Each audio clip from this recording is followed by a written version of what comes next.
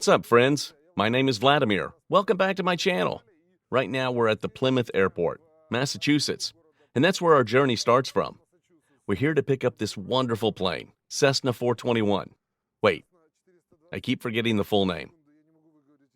Oh yeah, November 6796, Victor. We will try to fly it home through Greenland, Iceland, then Scotland, and finally our destination in Kiev, Ukraine.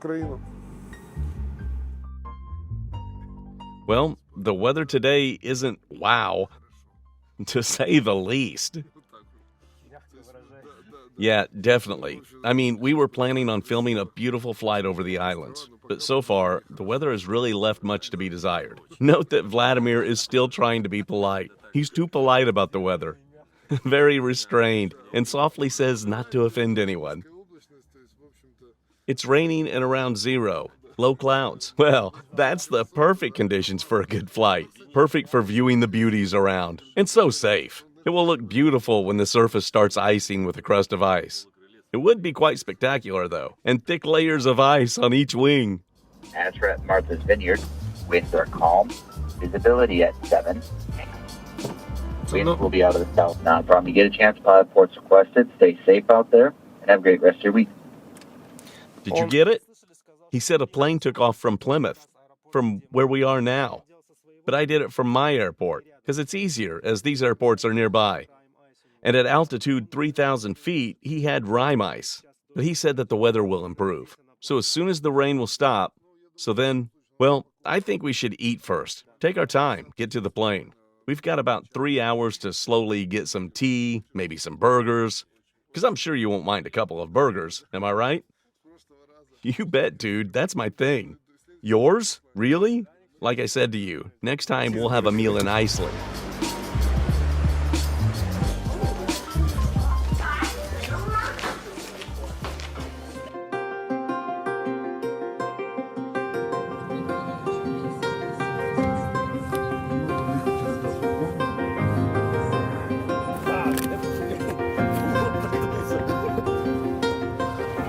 And this is El. You know him so far. He's already been on our channel. He's a professor. Guys, imagine how cool we are that the professor himself helps us carry the raft here.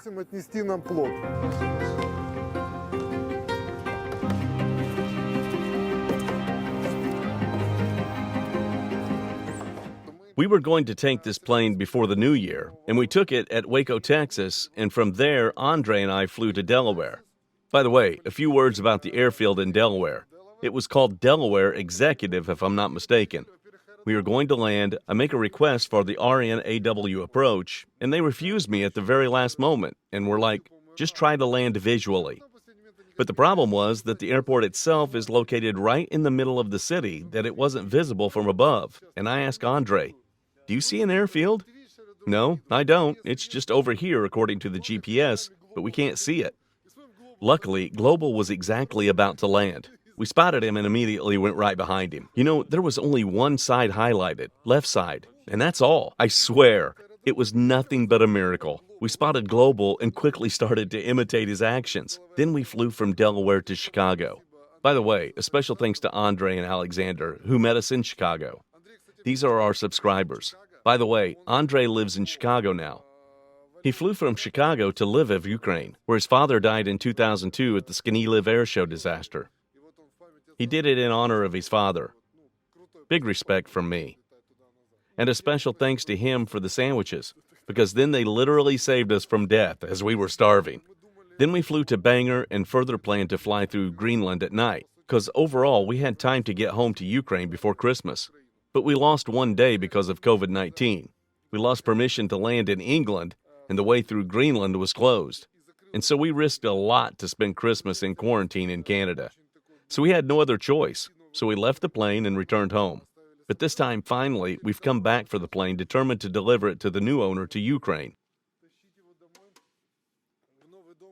Whatever it takes. November 6796, Victor.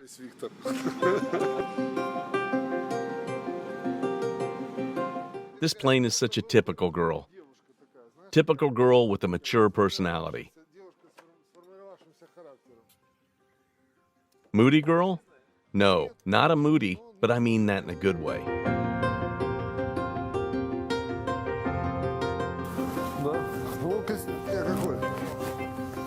Look, friends, there's a raft and it's included in the list of mandatory items on board.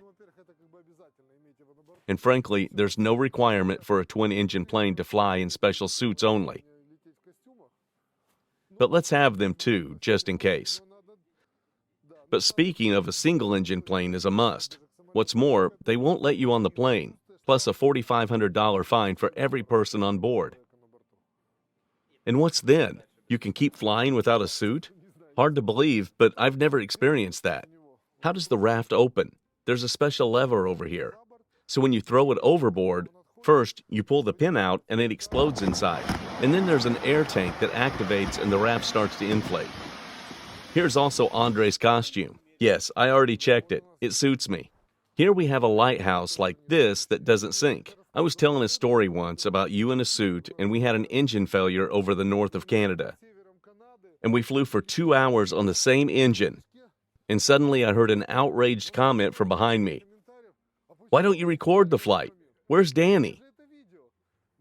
But unlucky in that the only case that he had some issues to solve and we didn't have him with us.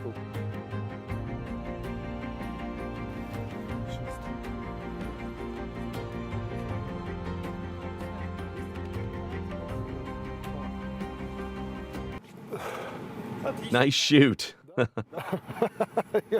Oh, got it. All right, guys, the next action plan. Now, Andre and I will drive the plane to refuel it, because here we have cheap gasoline. It's just over $1 per liter. We're going to finish up here, then we're going to pick you up at the North Central State, pick up our stuff as well, and eventually start the test flight, because the plane has been immovable for about 3 weeks. I think we're going to fly it for a couple of hours over here, over New York, make sure the plane is okay, and then we'll start our journey.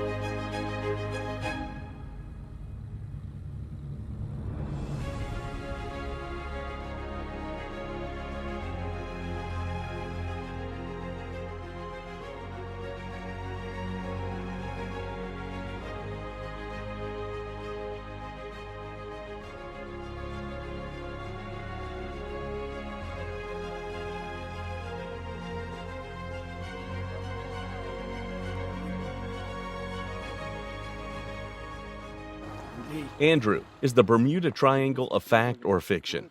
No doubt fact. You can find it on the map, but I never made it to the Bermuda Triangle. Now we'll check. Elle just called, and it turned out that we were allowed to fly over the city. But it doesn't mean we'll be able to do that, because on the other side, the visibility is really bad. But let's see. Otherwise, we're going to fly north over Boston, and if we can't see anything, we're going to fly towards Longyland, as it looks like the weather is pretty good over there. I mean, basically, we just need a few hours on the plane to make sure we'll get home safely. So let's just do this useless thing for good.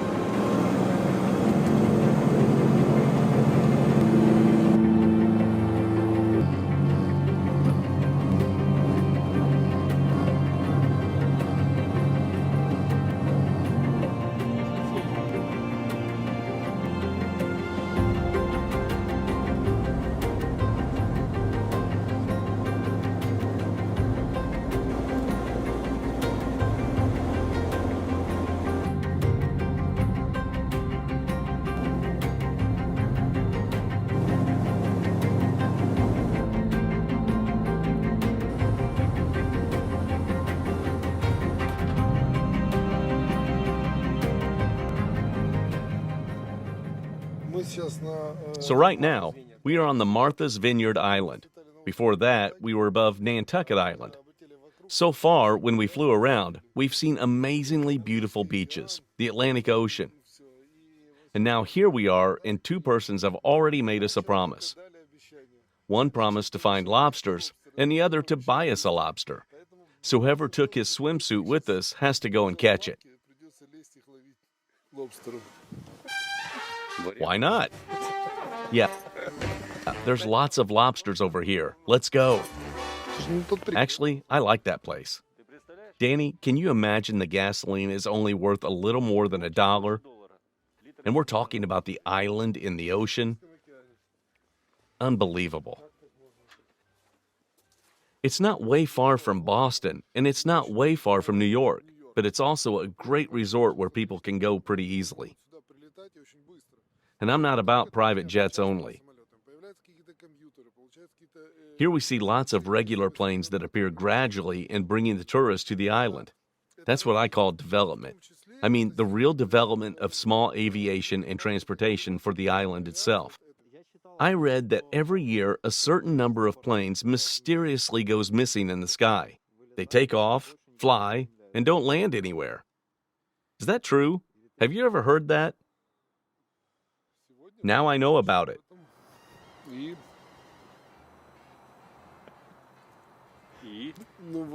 But you stuck me to the riddle. By the way, this happens with small planes. Indeed, for example, TBM. Recently there was a case. The president of the TBM Owners Association.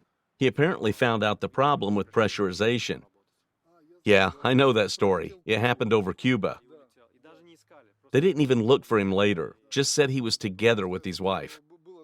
Yeah, I know that because it happened a few years ago. He flew out of Florida, had problems with pressurization, and the plane flew on autopilot to the Atlantic Ocean. Did he pass out? Of course. There was a similar case with a famous golfer from the United States many years ago. He took off, then his plane was depressurized, and naturally the guy passed out. And if I'm not mistaken, the plane was flying from Florida as well. The whole country was put in the air, and they sent a rescue jet that was following Leojet all the way down to the border with Canada. The rescue jet was right next to the golfer's jet, and his windows were all covered in ice. The hypoxia problem is that you don't see it at all. I mean, you start being weird and doing weird things, and people just don't realize it. They always think that they are still okay, but they aren't. And actually, I have my personal life hacks, which I do in situations like that. When I'm flying high or with an oxygen mask. So I start counting in my head periodically, like multiplying 17 by 4 and stuff like that. And by the way, it's so cool that many aircrafts, particularly Cessna 421, they are equipped with an emergency function. I mean, once the cabin pressure drops less than 10,000 feet, the alarm lights up, warning of a potential pressurization problem. There's a rescue jet next to the golfer, and there's nothing he can do? Okay, but tell me, what can he do? It only happens in movies when the rescuer jumps out of his plane right on the wing of the second plane, and he's opening the door, and he goes in and says, "Wake up, don't sleep." And the guy wakes up, and then happy ending.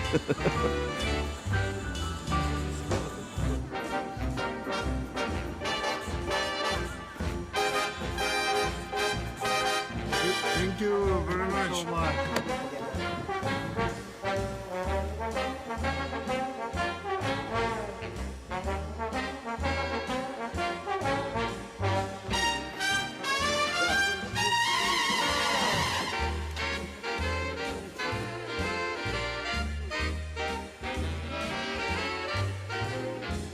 Очень хорошо тут, очень.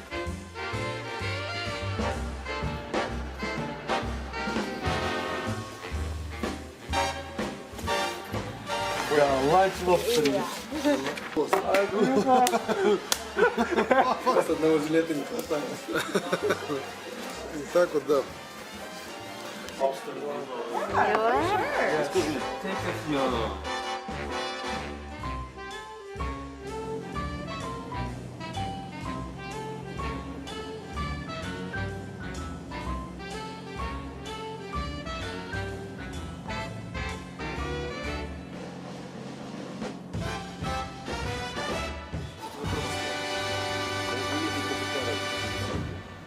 If we move on, then let's go to the Newark airport. And there's another one. It's a White Plains airport. There it is. But the runway over there is so short, and it's the only one there. Yeah, 3,700 is minimum, though. Yeah, where we were today. I mean, where we flew today is nothing compared to where we go next, tomorrow. Yeah, from a beautiful garden to a public toilet. Well, that means 2,600 feet of horizontal visibility, and the top edge is less than 300 feet. What difference does it make if we're going to have an instrumental flight? Maybe we'll even get lucky, and everything will be great. You know, I don't really like this. Maybe we'll get lucky. Usually it's not about us. I mean, nothing was going to go wrong today. We made a test flight. Everything was great. Everything was supposed to be bad, except for where we were. But it turned out the other way around. Everything is fine on all the islands, and we returned literally to the ass. The weather has changed today, though. So what do we have until now? When we came, we had nowhere showing us levels below 650 feet. We originally made a 1,500 feet approach, and actually, I did not see the runway. I guess if I were to leave tomorrow at 9 a.m., that would be great. It's the best plan, if you ask me. In sum, we had to fly today. Yeah, probably. Bottom line, we're going to bed. But first we'll eat our burgers with fried potatoes, and all other stuff will wait until tomorrow.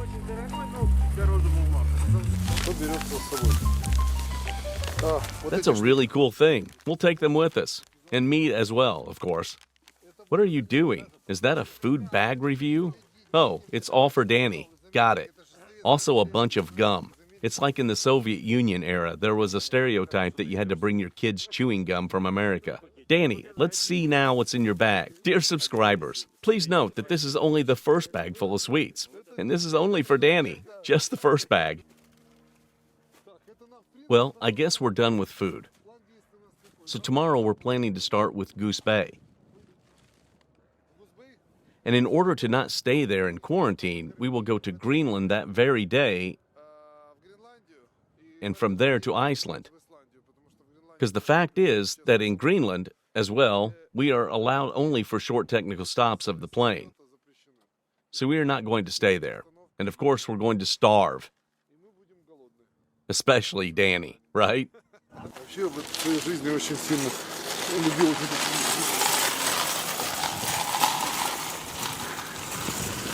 Did you see that? He's taking off. Летит, посмотри, Terrain, November. Terrain, Victor on ground. Warning. All right, friends, here we go. Oh, I don't want to sanitize my hands. Why? Come on, bro. Ooh, man, it smells so disgusting. This smell is about to kill more than just germs. Dude, you bored me a lot. Oh, really? Man, look at your hands. They're as big as shovels. So are we going to New York?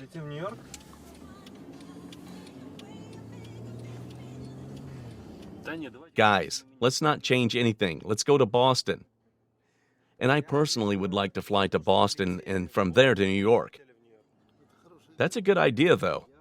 I'm a balance in this crazy society.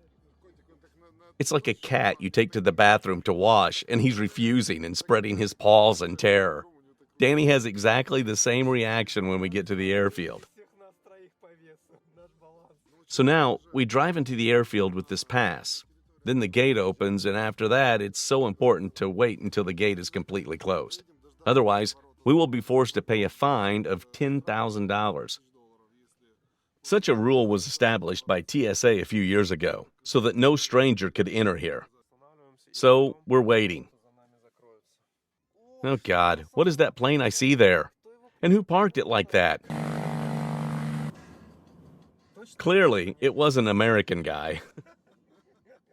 Yeah, why not? We just left the plane in the middle of the road and went for food. So, keys to the plane, typically me. Oh, there it is. I found them. Look, I've never had a day in my life where I didn't lose my keys to a plane right before takeoff. First, I lose my socks at home before the flight, and then I lose the keys to the plane.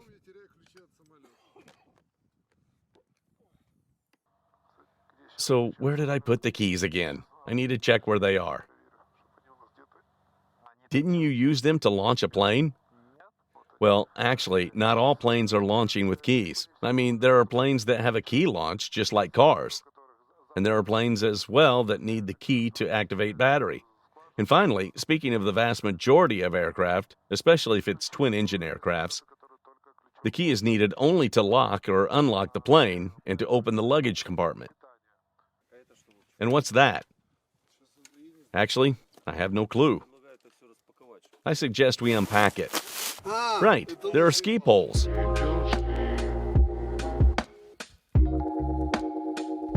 The LaGuardia Airport has a 700-foot ceiling. The Kennedy International Airport has a 1,200-foot ceiling and the marginal VFR ceiling. Wait, what time do we plan to leave?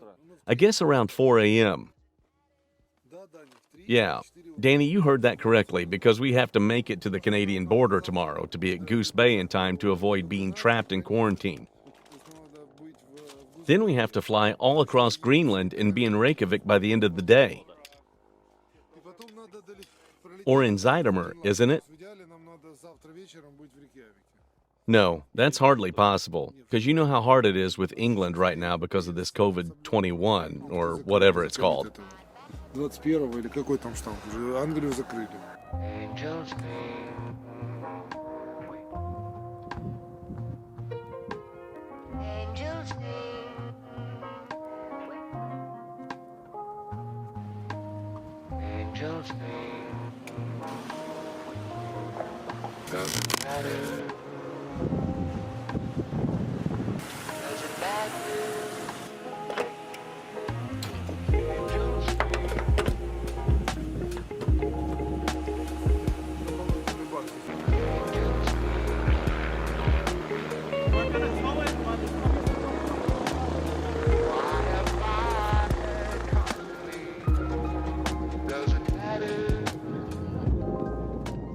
So guys, eventually now, we'll be flying to Boston because it's a really cool city.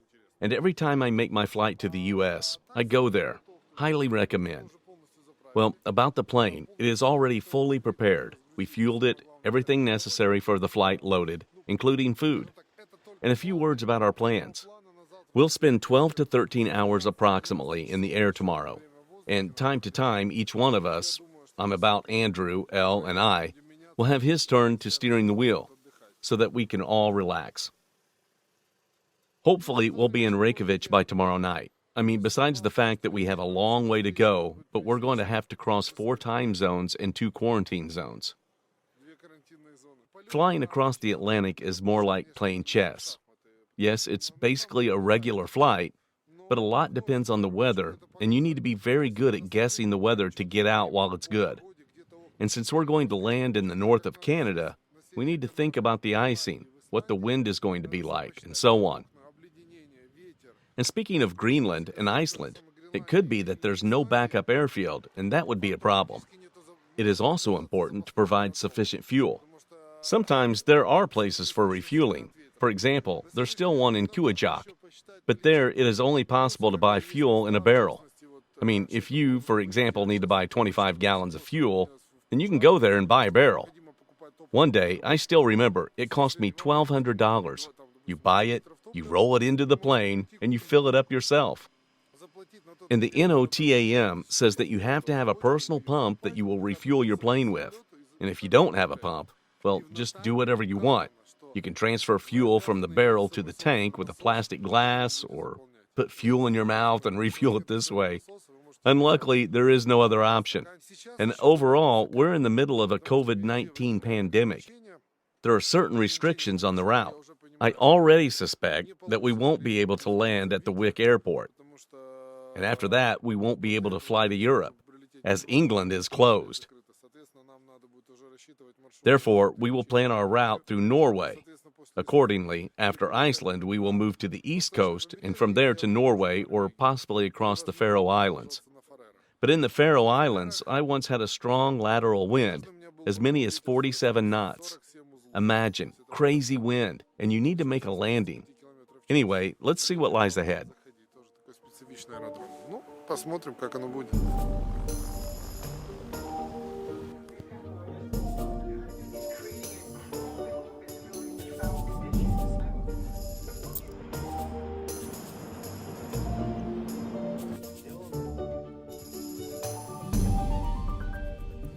Look, we have 3 hours gap between Bangor and Narsarsuaq.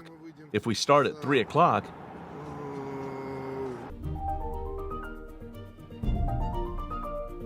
Ну просто если I just want to figure out how to manage our time. считаем. That's typical Boston. I'm not even wondering. How many times have I been here? And once you get in the car, and you're immediately lost. All these tunnels, all this traffic here is launched through these tunnels. And there's a huge number of road junctions underground. And of course, there's no GPS signal under there, so you're always rushing and miss your corner. Повороты проскакиваешь.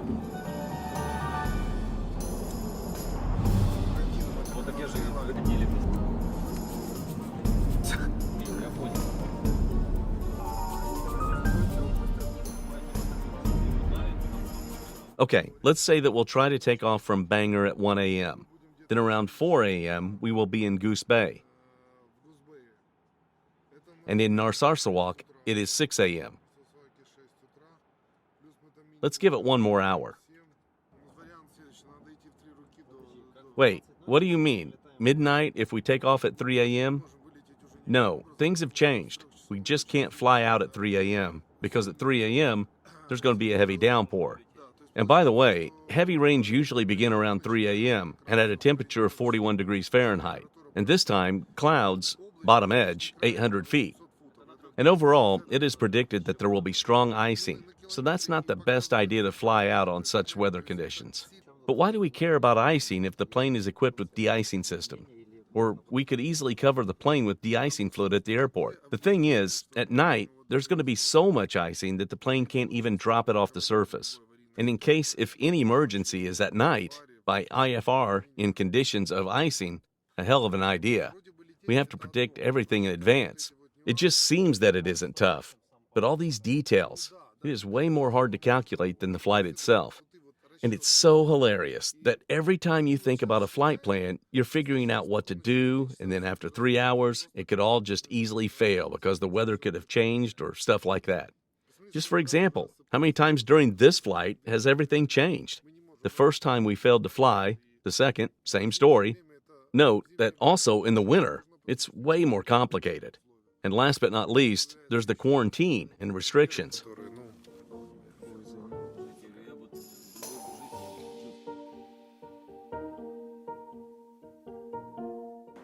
So guys, right now we're in front of the Harvard University in Boston, Massachusetts. There's Harvard we see on the right side, and there's MIT University just down the road. We're going to hang out for a while over here, and then we're going to hop on a plane, because we just have a little bit of time.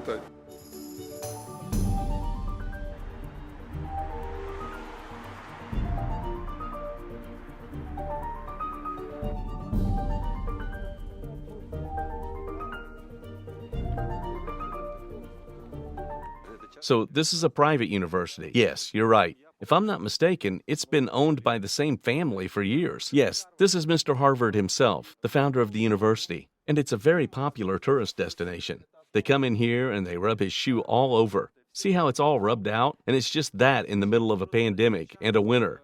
But at other times, there's always a crowd of people here, all taking pictures with the monument. You know, that's a small university though. There are only 3,000 students. By American standards, that is really not much, because there are universities with 60,000 students. 20,000 people is an average number. Well, this is only about 3,000. And still, everyone knows what these students become after graduation. Just imagine, friends, a university professor is coming with us.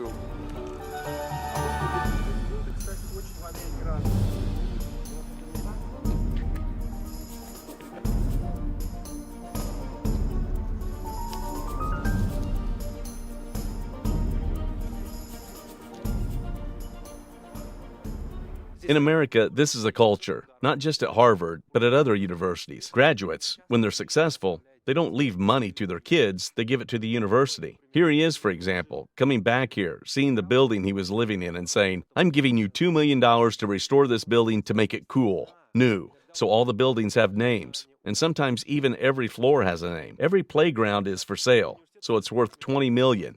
You give the university money, and this playground is named after you. And do they sell hot dogs in the canteen? Or pizza? I actually got into the MIT canteen once. They probably do. But here, hard to believe that. I think there's definitely lobster here, but I'm not sure about hot dogs. Guys, pay attention here. For many American universities, it's normal to have such a thing. You see, there are blue lights on. I mean, for example, someone is walking on the road at night, and suddenly something dangerous might occur. You press this button, and in 2 minutes, there's a cop. And these machines are placed everywhere so that people can walk at night and have no problems.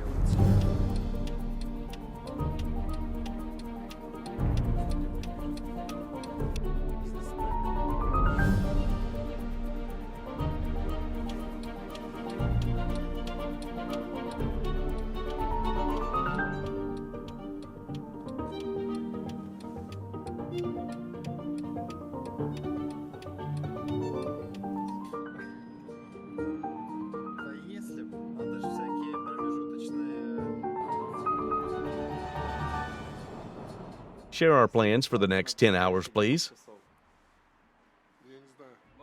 10? Really?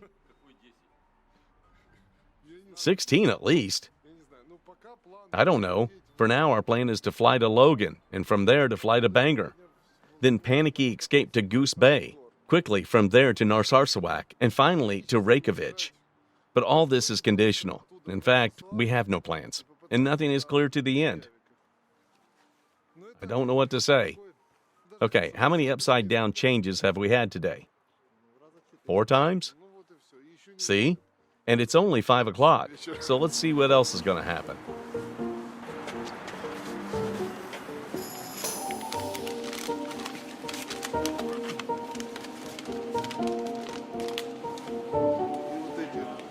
Man, so many innocent buffalo got hurt to make us fly comfortably. Прилетели мы.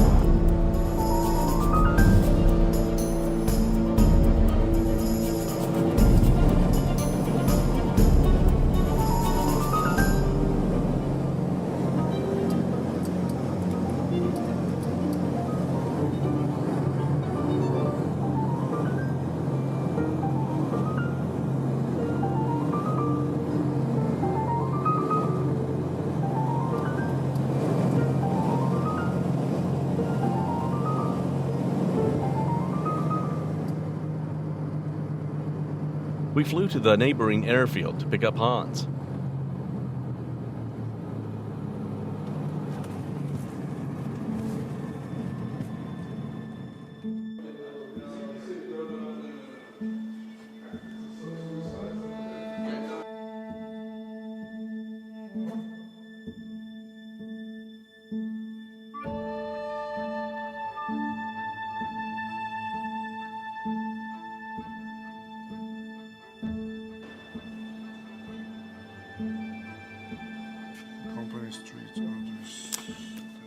Yeah, the plans are still changing a bit.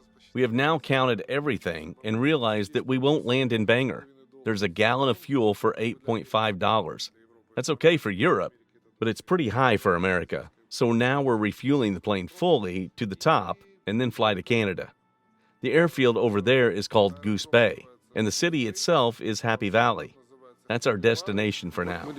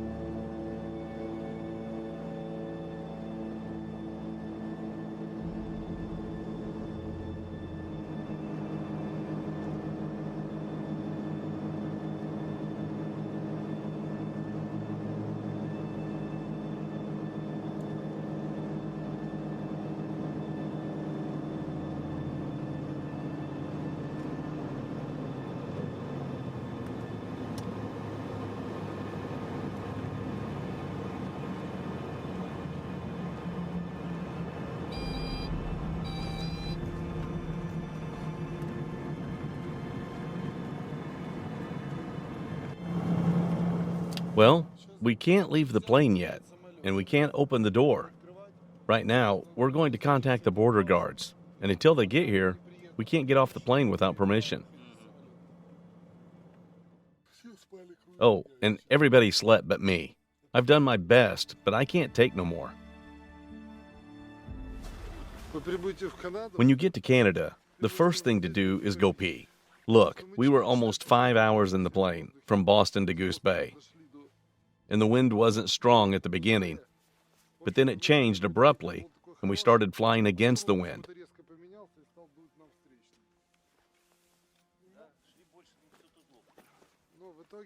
But in the end, welcome to Canada. By the way, this is where the story happened to me once. I ordered 160 gallons of fuel in advance, flew here, and they poured me 21 gallons. Andre, are you in Crocs? Bet that's super comfortable, though. Well, I had a situation here. They poured 21 gallons of gasoline instead of 160. And I'm asking the guy, where's my 160 gallons? And he was like, oh, I'm really sorry about that. And I'm like, okay, but when's the fuel coming? Soon, bro, in 3 or 4 weeks. I guess Woodward got lazy. Earlier on this place stood a huge refrigerator with ice cream, and it was for free. I mean, you could have come in here and had a quick bite after the flight, but it's gone. Now you can only eat paper. Come on, Andrew. Let me in. Be merciful. You're still washing your hands? I'm about to pee on the floor. What's up, man? Saving electricity on me?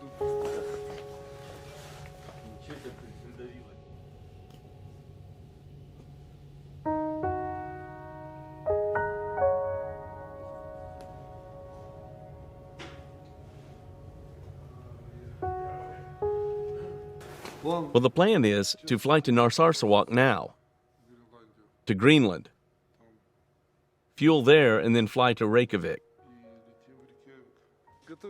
Well, we're getting the plane ready to leave for Greenland. It's 5 in the morning local time, and we're going to Narsarsuaq to be there at dawn. Stars when skies are gray, slowly cast away to find you, to guide you. Sunlight in the tide, sinking thoughts inside to hide you, to guide you.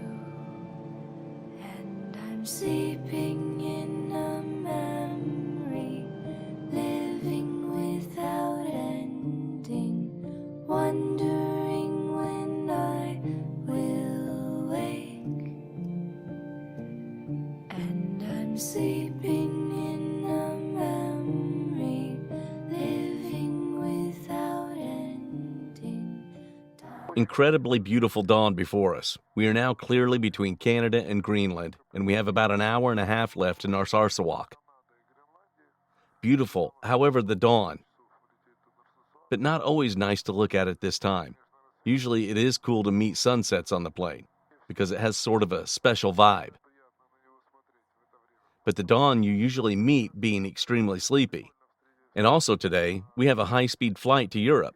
We counted just at this time to start from the U.S., but the weather has changed so dramatically that we flew in earlier. But it's still so beautiful and spectacular to see it. Look, there are lumps down in the clouds, so we can see the ocean. And when you're getting closer to Greenland, you tend to see the icebergs. It's just amazing. And I think it was when I first came to Greenland that I saw the real white, because I'd never seen white so dazzling.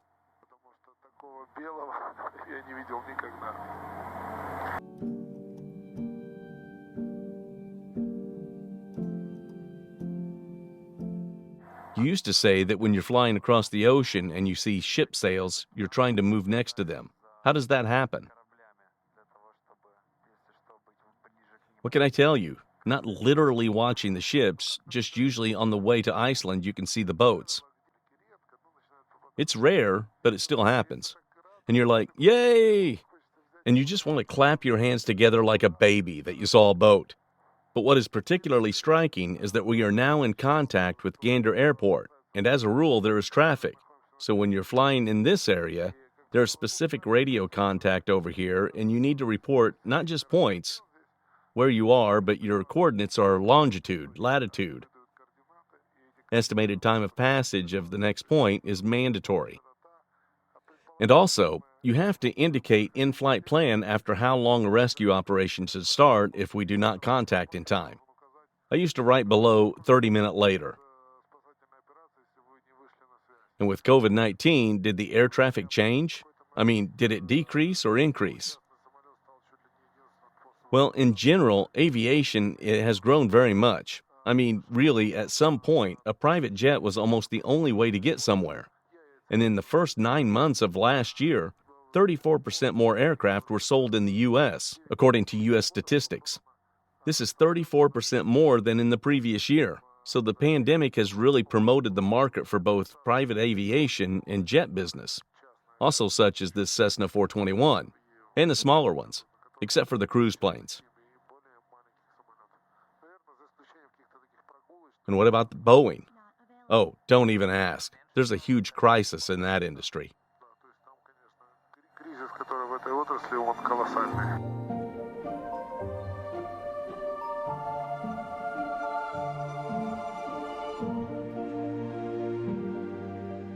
I feel like the power of nature. Yeah, me too. Yes. The silence, you know, there's no cars, no airplane, just the silence. And everything untouched, so untouched nature.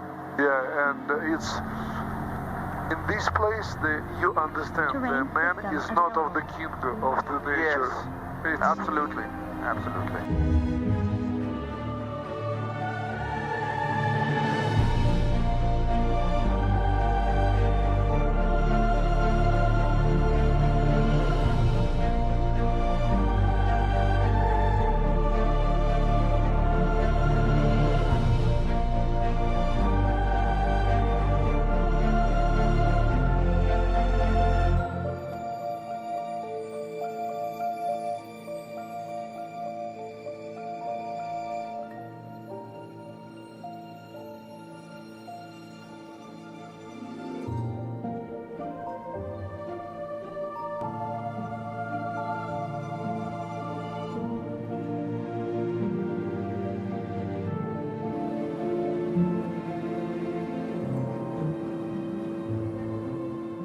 We are about to land in Narsarsuaq. We did just an RNAV approach on runway 06.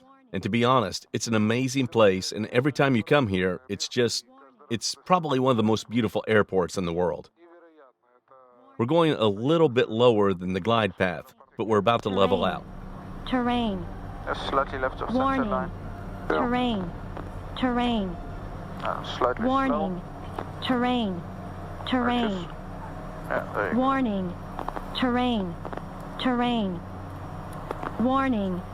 To the left of Terrain. center line. Terrain. Left of center line. Warning. Left of center line. Terrain. There you go. Terrain. That's better now. Warning. Not that much further. Terrain. Terrain. Idle. Warning. Terrain. Terrain. There you Warning. go. Very nice. Terrain. Terrain. Warning. Cool. Terrain. Terrain. Very nice. It's ice. Yeah. Just keep it.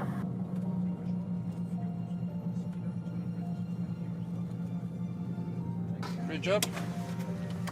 You did good, huh? Ну что, So, welcome to Greenland. Гренландию.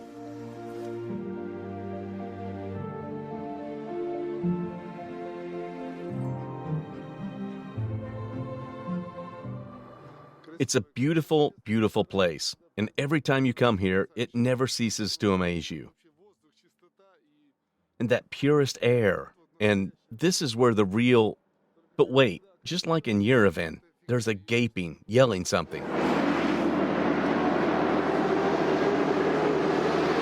No cars, no airplane, just a silence. Just a silence.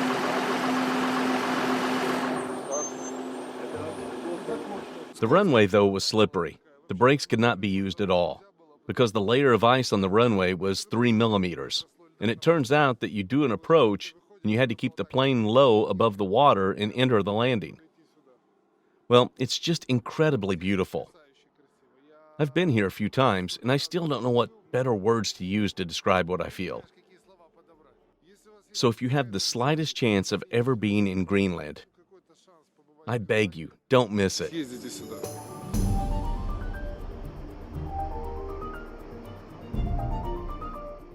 There's a hotel. I once stayed there, and it has a small restaurant. I still remember, there was a tiny glass of Lipton tea for 14 euros. And they must have lobster for 5 euros. I don't know. So the winter 2 seasons earlier, when we were here, they said there were moments when polar bears have come here. There's a public street over there, and there's a small local school. And there we can find people living on the other side. And according to data from 2 years ago, there are 140 people living over here, and it is considered a city. I mean, it is a city with a population of 140 people. And basically, it used to be an American military base, which participates in the delivery of aircraft from the United States to Europe.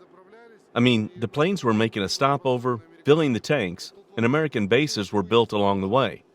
And if you look from the outside, there are caves out there in this rock that used to store weapons and stuff like that. And in fact, it was the Americans who built all these runways. And a couple more words about Nuuk. Nuuk is an amazing city. Just a real European town, located on the edge of the world in some strange place. And it's sort of hilarious, because the landing strip in general is somewhere on the cliff, like a balcony, with over 650 feet, and you can literally land on this balcony.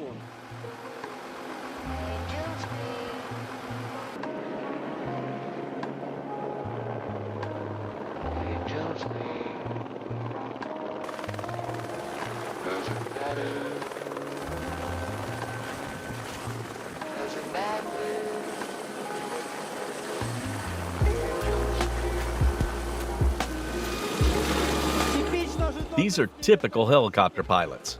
I swear, why strain and walk the whole 10 feet to the terminal if you can do that by plane? Well, helicopter pilots, they're always sort of a special caste. They won't walk, only by helicopter.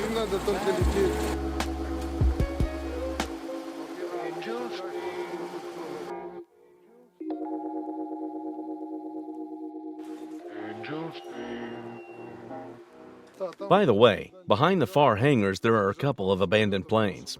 No one has repaired them. They made an emergency landing here, and of course they won't be repaired, just left by the owners. And also, look, there we see a Lithuanian An-2 lying. It flew from Lithuania, but did not get to the destination. I guess it'd be cool to go and see the plane closer, but with all the restrictions and these stupid masks, we'll do that only next time. But why can't they be repaired? Why not bring the necessary parts here? Too expensive.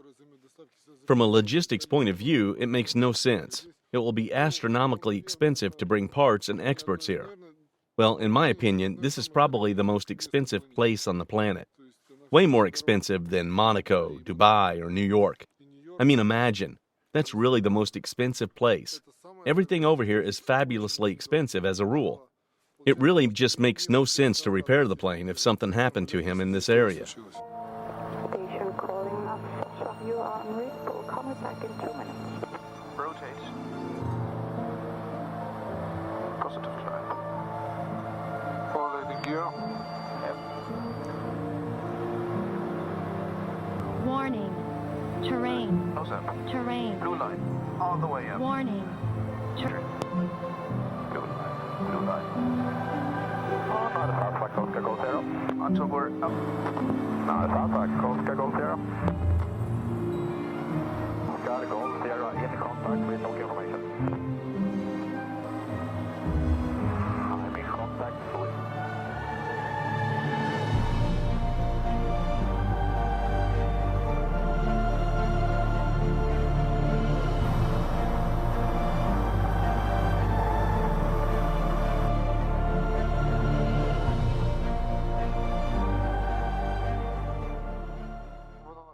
Look, the ice cap are seen over there.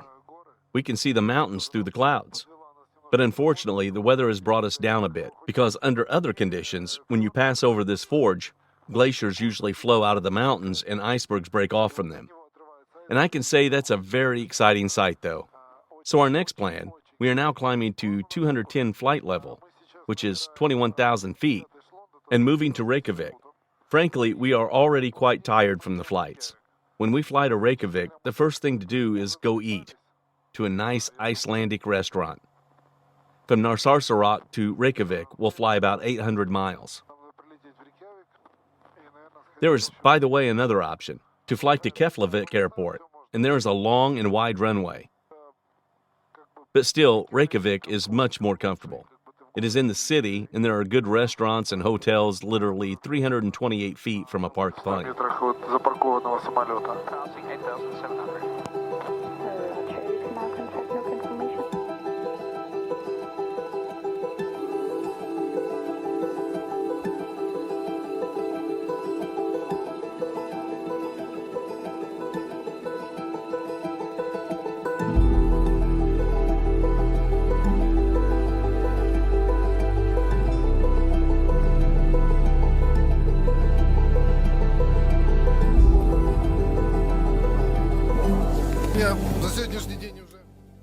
What can I tell you guys?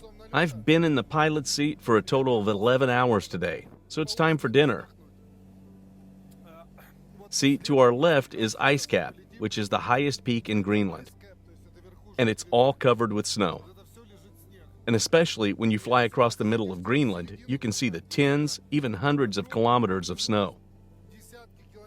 And actually, sometimes the snow depth can reach half of a mile. Greenland is just amazing. Больше километров. Но Гренландия потрясающая.